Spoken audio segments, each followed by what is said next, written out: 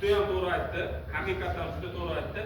Borgandan keyin inshaalloh to'g'ri mehmonxonaga biz kirmaymiz, mehmonxonaning eshigiga kiramizda, kirib sumkalarimizni ana shu yerda ayollar mashinada iloji bo'lsa o'tirib turadi, erkaklar tushamizda sumkalarni mehmonxonaga qo'yib qo'yamiz. Qo'yib qo'yganimizdan keyin biz ana shu holatda avtobusda to'g'ri keyin mehmonxonaga sumkalarimizni qo'ygandan keyin nimaga o'tib ketamiz? Xudo xolasa umralarni bajargan ketamiz. Shunda Xudo xolasa hammada imkon qadar bu bo'lib erkaklarda sumka bo'lsin.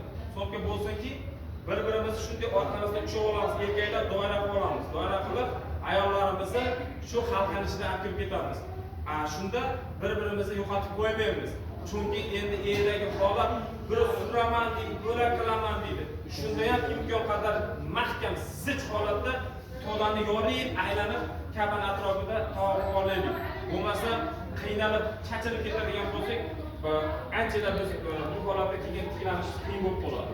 Birinchi amalda shu bugun inshaalloh bajarib olsakki, Xudo xolasa hammasi yaxshi bo'ladi.